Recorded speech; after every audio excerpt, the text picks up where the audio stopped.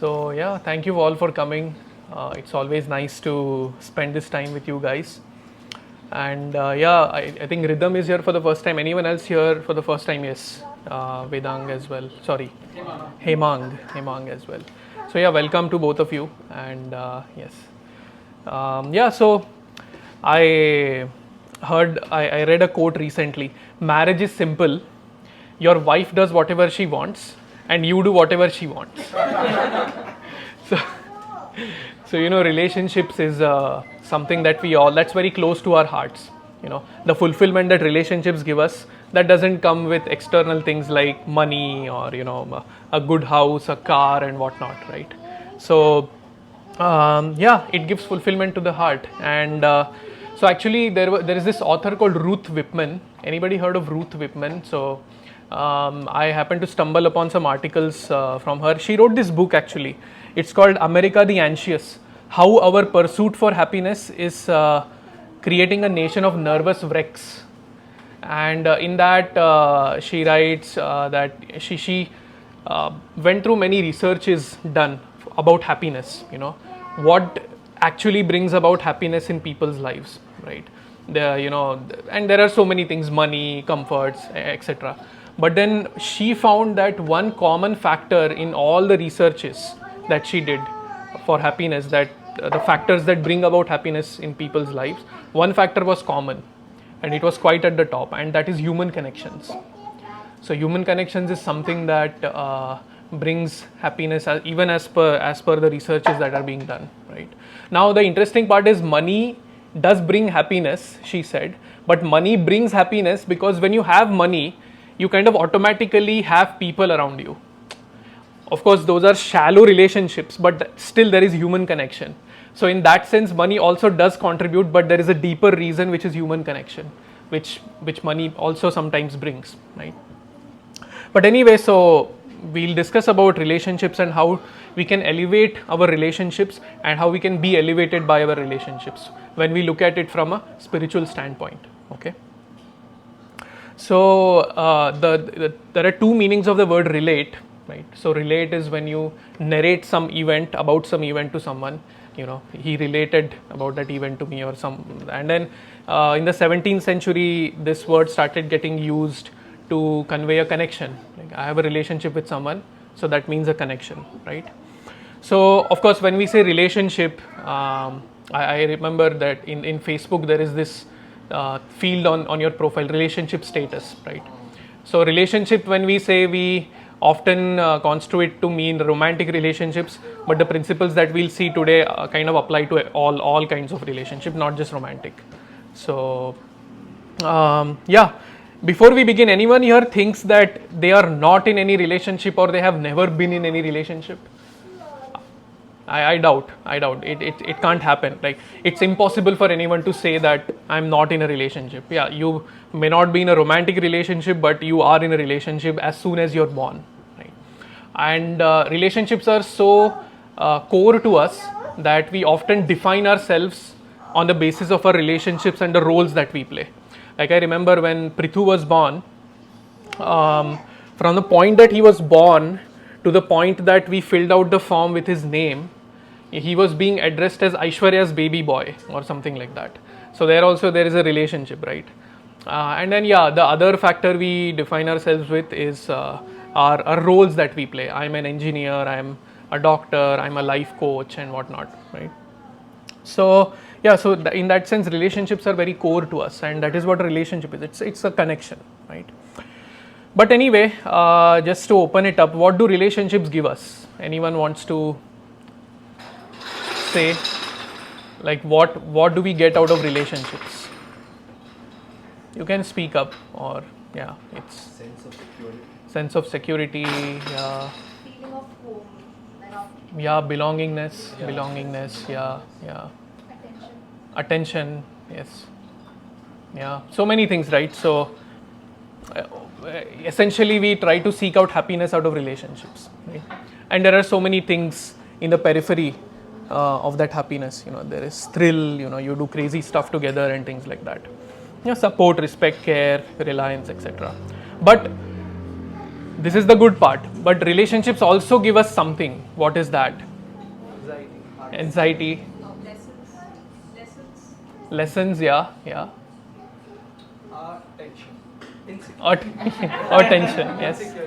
Insecurities, yeah, yeah. Fears. Fears, so many things, right? So, negativity, hopelessness, disagreements, I mean, just today itself, before coming here, I and my wife had so many, a lot of back and forth about you don't get ready fast and things like that. So, my manager tells me that his wife has declared him to be the loudest chewer of cereal in the whole world.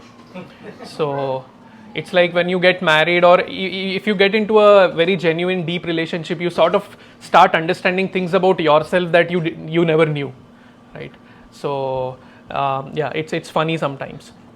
It's like it is said that starting a new relationship is like getting a new phone. You don't know all the features, but you're still excited to try it out. It's like that. So but anyway, so this is like a flip side of relationships. And one of my teachers, he did like a study of the common fears that people have had through the literature that was there in the 18th, 19th, 20th and 21st century. The common fears, kind of the top fears that people have. And in the 21st century, there are two kinds of fears that have been added to the list of top 10 fears. And one is, okay, any guesses what the two fears could be? Yeah, one is related to relationships, but yeah, Fear of being misunderstood. misunderstood, yeah. Fear of losing. Attachment. Fear to Attachment, Fear to commit. okay, Fear of not exact, losing the person. yeah, fear of rejection. So fear of rejection is a very it's a very strong fear that people in the 21st century have. And this is the reason, right? Because when we get into a relationship, we are in a genuine relationship. There are superficial relationships that we sometimes get into, which are not, like our professional relationships, for example. They are transactional. But then we are genuinely into a relationship, we are in a state of vulnerability, right? And when we put ourselves in a state of vulnerability, we subject ourselves to the possibility that our hearts might be broken in the future, right? So that is why it's a fear. Anyway, what's the second fear? Just to digress a little. The second fear is the fear of terrorism, fear of terrorists. It's quite a fear actually these days. But in any case, so what happens is when relationships are frustrated, then we tend to take shelter of, things, these mundane things, materialistic things that we can term them as. Or, we take shelter of intoxication and things of that nature. The popularity of sad songs in the world today is actually equal to, or in fact more than, the popularity of happy songs, which convey togetherness and things like that. You must have heard about Isme Tera Ghata. That song took off, yeah. And then so many songs. So there is something that is so universal that artists want to convey that through their art, at least in music, right? Anyway, so we have this need for relationships, and we'll see why and things like that. It's very innate to us. And because having relationships gives us the greatest pleasure, when we are frustrated in the relationships, it gives us the greatest pain. It's like proportional, right? So in any case, so there is this flip side to relationships. Now, how do you navigate that? So that is where we come to elevating ourselves, elevating our relationships. Now there is this interesting paradox of life that we get elevated when we go deep, right? So it's an interesting paradox of life that when we try to go deep and try to really understand who we are and things like that, it elevates us, right? It elevates us to a level where we are not immune, but we can look at the happenings of our life from a what is that phrase, but the big picture, and then we can navigate them, right? So this is where again I want to open up. So how do you guys go deep?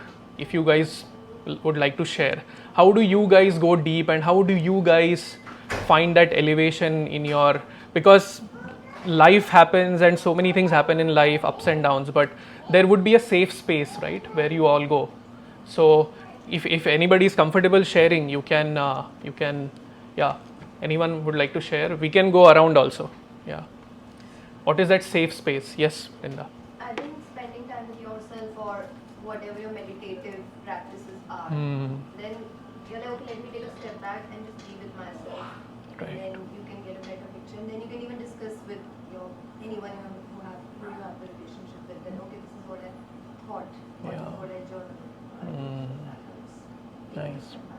Journaling, meditation, seeking guidance. Yeah, very nice. Anyone else would like to share? Reading, watching, or listening to a podcast. Yeah.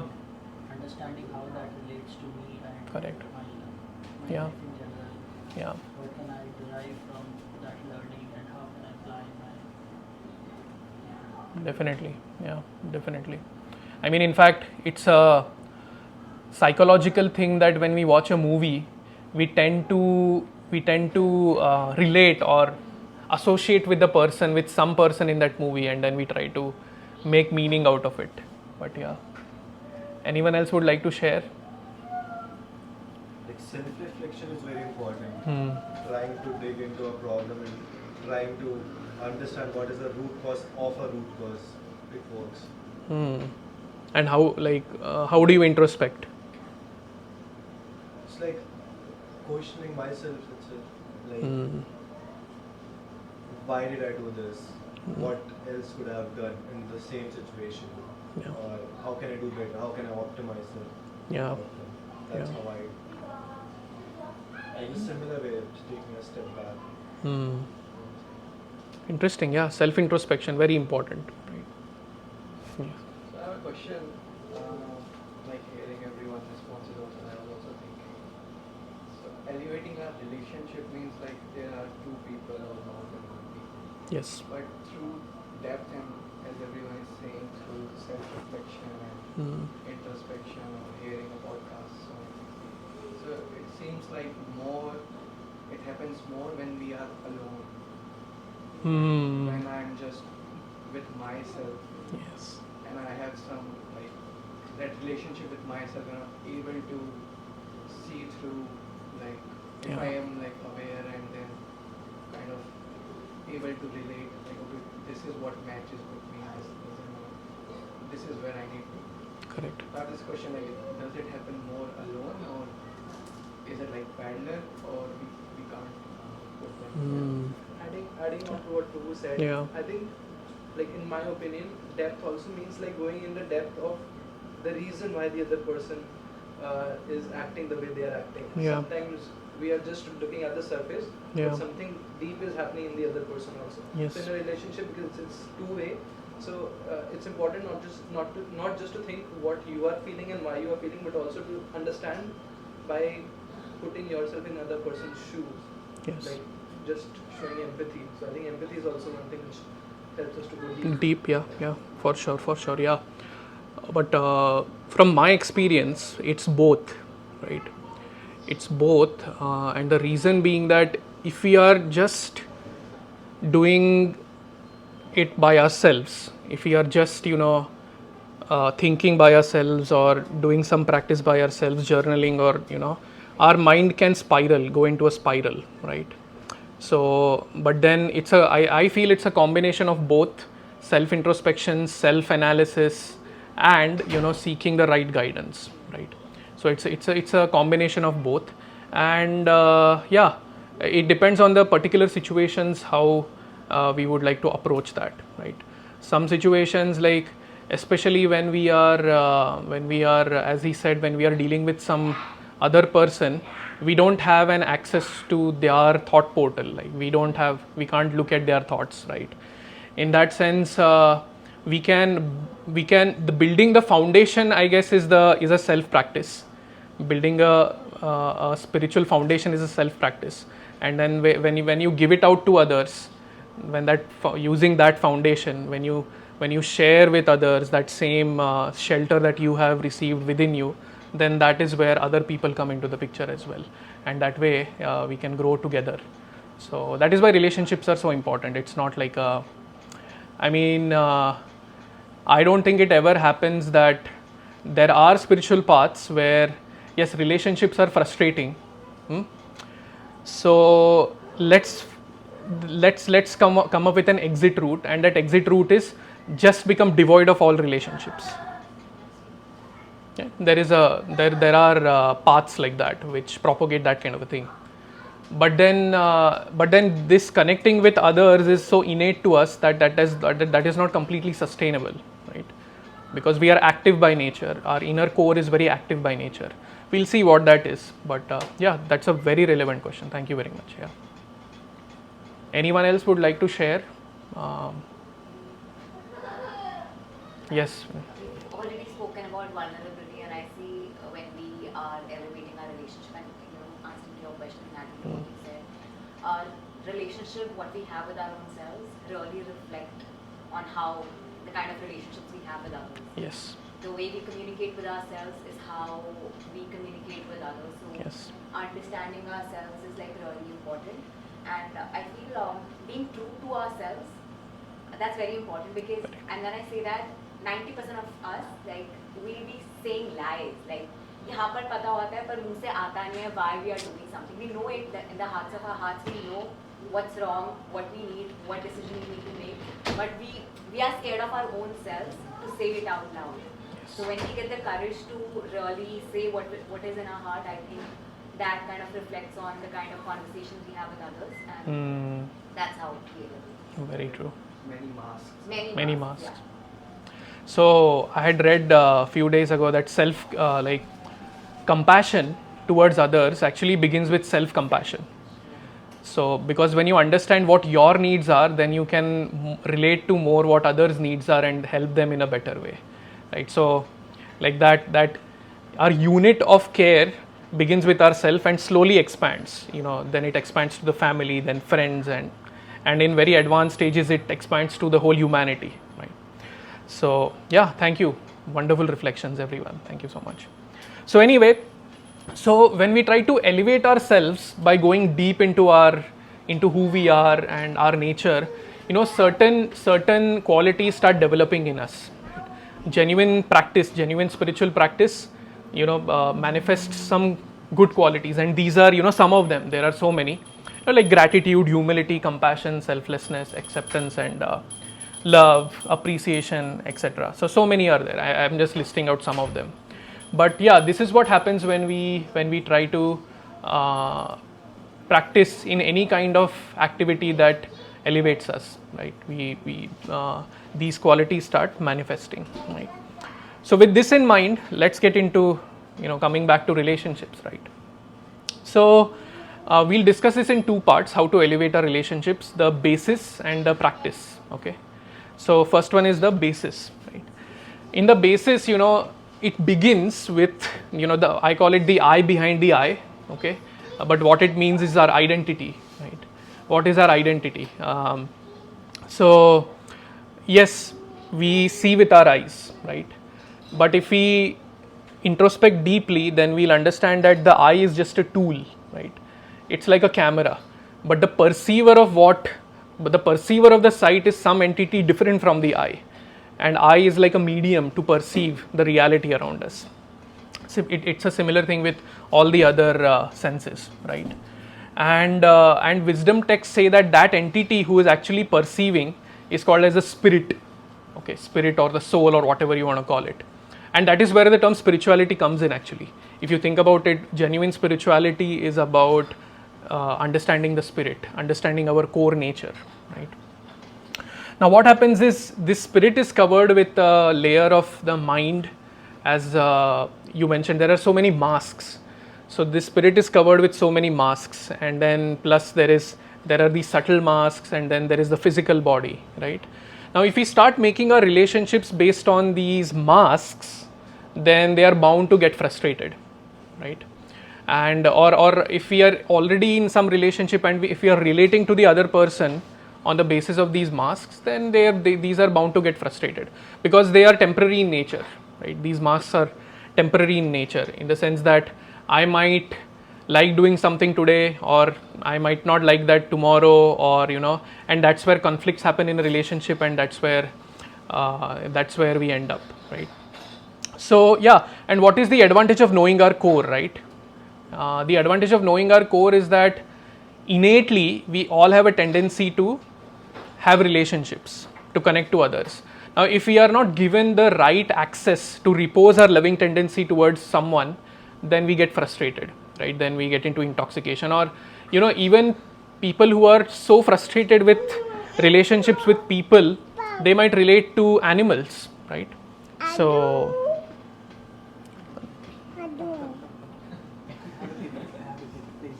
yeah, I don't know what he did. Okay, let me take this back. That is a relationship for me.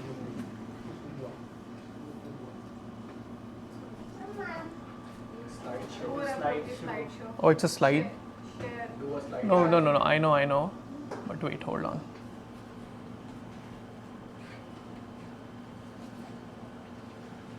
Sorry about that. We'll continue in a bit.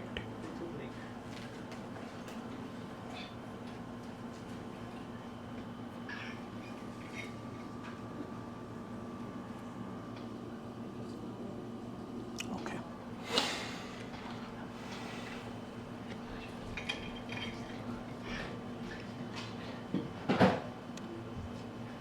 So anyway, so one more important advantage of knowing that our innately we are our core is actually different from the masks that we wear, is that we then start seeing the negativities of people around us as being dissociated from them. Like we often say, like, separate the sin from the sinner, right? It is somewhat like that. When we see some negativity around us in someone, then with this knowledge about who is the I behind the I, we can understand that okay, this negativity is manifesting due to something, but at their core they are not actually bad, right? We can try to dissociate that, and we'll see how that helps also in relationships. So that is one, the I behind the I, our core identity. What is our core identity? And then the second thing is together but to where. Okay. So yes, we have relationships that are colorful in nature, right? We do crazy stuff. We cry, we laugh, we go on adventures with people. So all that color is there in relationships, but eventually that color is going to fade away, right? And it often happens that these colors in the relationship fade away, and then what we do, right? Then we have to see if there is a higher principle in play in our relationships. So not only that we have to be together, not only do we have to develop relationships, but those relationships have to be directed towards something purposeful, something meaningful, something larger than life itself, right? And yeah.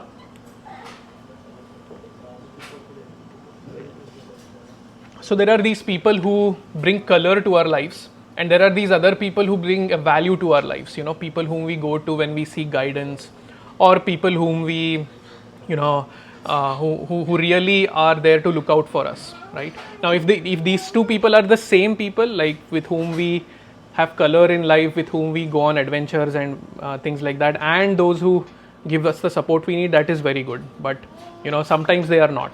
So then we have to choose, right?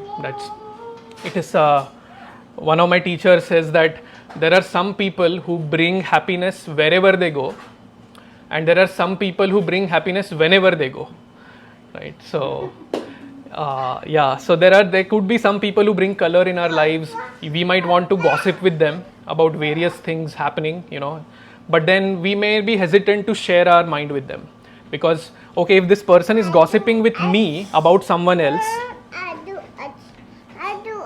Adu, ik bad amma. No.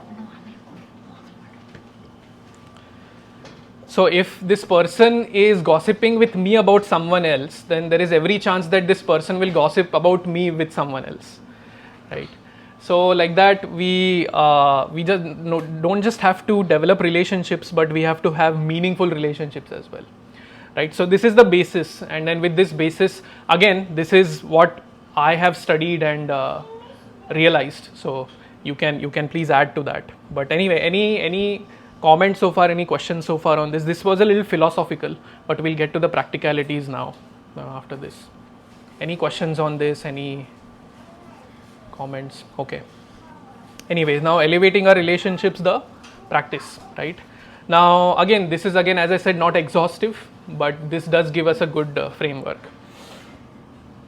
Opinions, my way versus their way, right?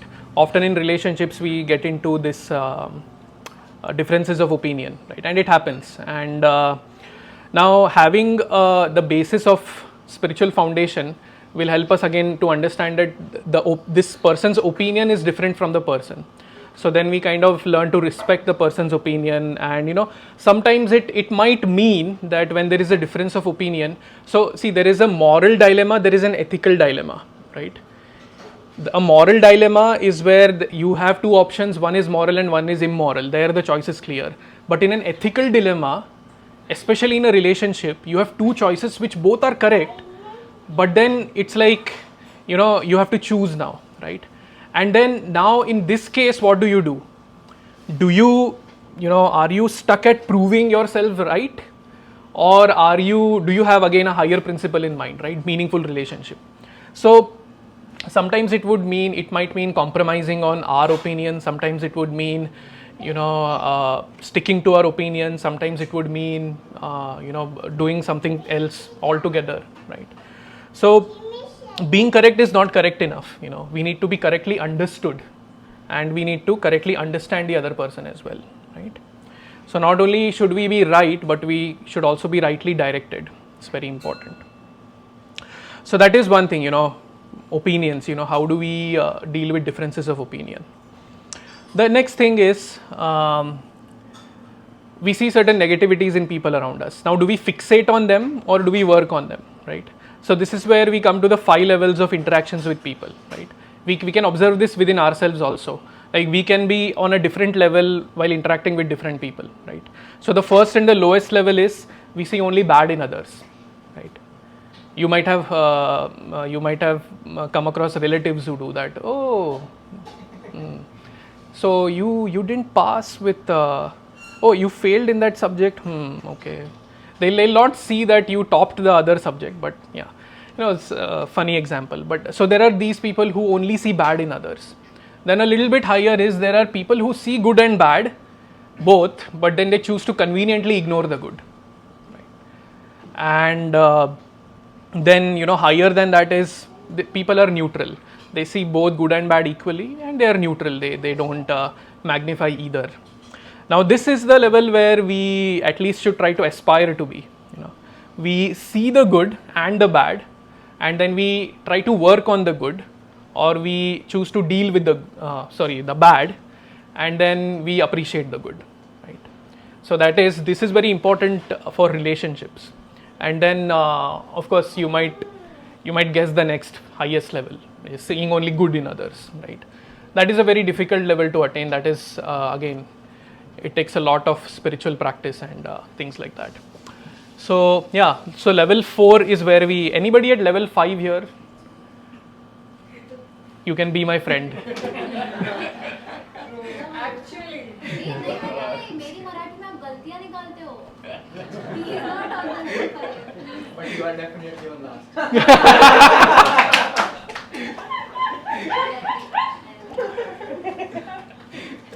Nice. Anyway, so yeah, so what do we do? So that is the thing, right? We are not here to see through each other. We are here to see each other through. This is again one of my teachers, Chaitanya Charan, who wrote this quote. And yeah, it's not that when we are in a relationship, we are always out to look at their faults and magnify the faults of the other person. Yes, there are faults, but yes, let's work together and see each other through this journey of life, right? And that's what having that kind of mindset helps, because when we have that mindset where it's spiritual in nature and we understand that this person is different from his or her core, then we understand that yes, this person is on a multi-life journey towards evolution, spiritual evolution, and yes, this is a phase, and this is not a permanent thing, but it needs to be worked on, so let me work on it. Right, so that is one, fixating or working on the bad, right? Now, this is again interesting. So, often when there are difficulties in relationships, people say that, oh, we are incompatible, right? There is incompatibility in relationships. I have often read this in news where celebrities break up and then citing incompatibility, irreconcilable differences, right? But then the fact is that no two people are perfectly compatible. It doesn't happen, it's a very utopian idea. So there will be some incompatibility. The degree will differ, of course. The degree will differ, and then, but the more common cause of difficulties in relationships is inflexibility. And what does inflexibility mean? We don't want to try to understand the other person. Like as he mentioned, we don't. I guess we are not willing to put ourselves in the other person's shoes, and this happens to me often. That I come from a place, from a perspective, my wife comes from a place, from a perspective, and then we are like, I am actually more often the person who is averse to putting myself in her shoes and thinking what she's going through, right? So that inflexibility is there, and we might need to work on that inflexibility in order to make it right. Now the other factor is whether a relationship is healthy or unhealthy, right? Yes, I am trying to deal with differences of opinion. I'm trying to work on the bad, and I'm trying to be flexible, and I'm doing this over and over and over again, year after year after year after year. But where is that getting me, right? That's where this healthy versus unhealthy relationships come. So what is an unhealthy relationship, right? So when we are pandering to our own cravings, or we are pandering to the other person's cravings, and if that is the focus of a relationship, that is the only thing in the relationship that, and everybody has certain cravings that are less than uplifting. But then if that is the focus of the relationship, then that we can term as unhealthy. Another way we can think of an unhealthy relationship is where each partner becomes an obstruction to the other partner trying to develop those elevated qualities, right? If there is an obstruction to our spiritual practice or whatever that really elevates us, our safe space, then definitely that is borderline unhealthy and has to be dealt with, right? On the other hand, healthy relationships are that which boost our higher self and inspire us to act according to that higher self and develop those qualities, right? So that is about healthy and unhealthy relationships. And moving ahead, as I said, there are some paths that advocate detachment, just don't have relationships, say zero relationships. But then is that the true meaning of detachment, right? So because even many spiritual texts, even many self-help texts say that we need to be detached, right? But what does detachment mean? Does detachment mean to just not care?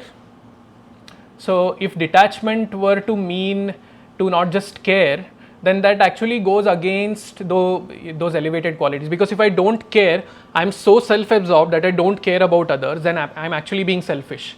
I'm not being selfless. And that actually goes against our pursuit of elevating ourselves, right? So that is definitely what detachment means. So what is detachment really, right? Anybody, what is detachment?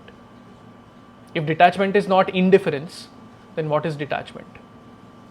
To me, detachment is hard-hearted.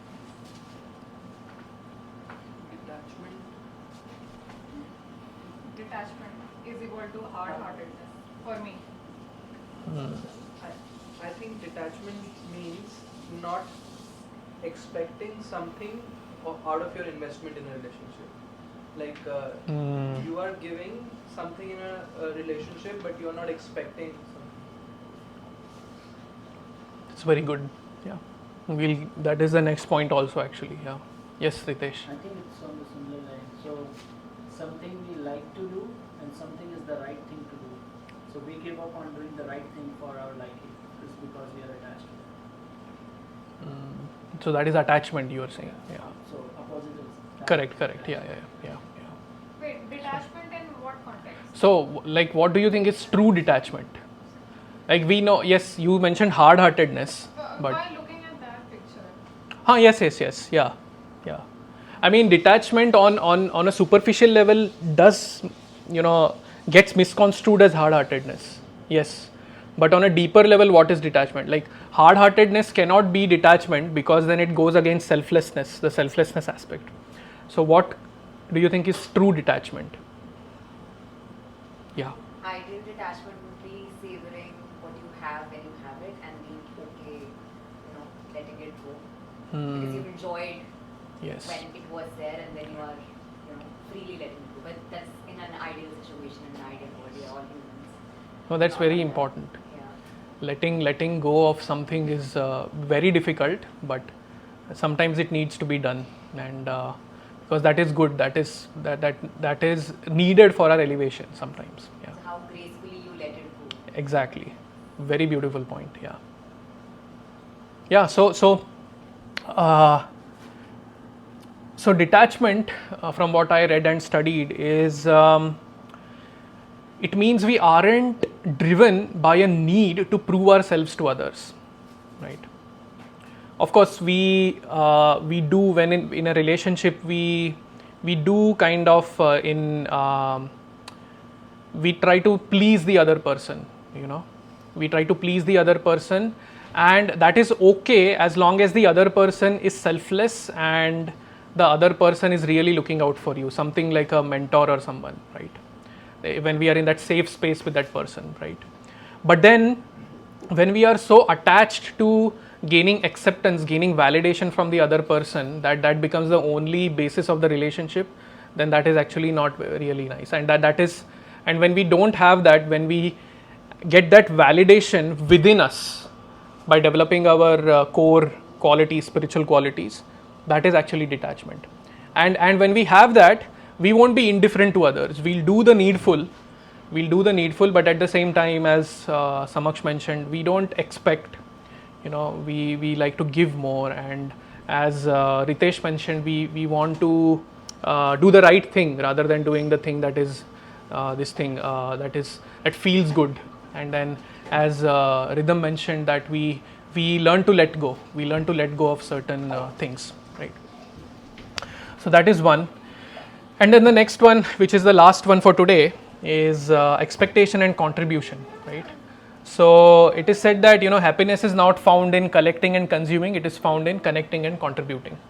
And this is what is very important in relationships, where yes, in humility actually, it means decreased expectations and increased contribution. Rather than asking what am I getting out of this relationship, I can ask what can I do for this other person to uplift them. So yeah, this is what I had, and yeah, I got all this from various resources. So these are some of them, and yeah, but that's all I had. So to summarize, we were talking about relationships. We saw certain good things that the relationships give us, and due to which we get into them. But then we also saw the flip side of them, right? And then we saw how we can try to elevate our relationships using a spiritual mindset by going deep into our natures and trying to understand who we are. And there we discussed the basis, that is the two things, the I behind the I, our core identity, and then together but to where, colorful and meaningful relationships. And then we discussed the other factors, right? Even I forgot what they were, but yeah. So my way versus their way, how to deal with differences of opinion. And so this is all on the foundation of the basis, right? This is all on the foundation of the basis that we saw, our core identity and meaning to our life.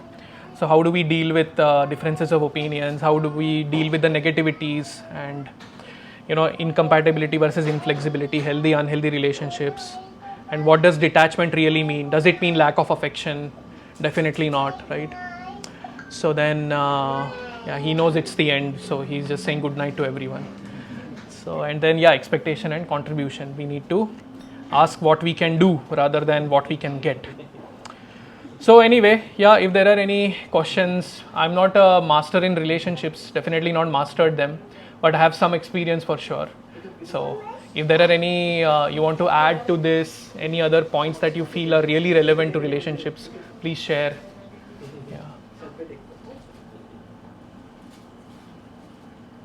Yeah, if not, then yeah, that's all. Let's conclude, and we'll have dinner waiting.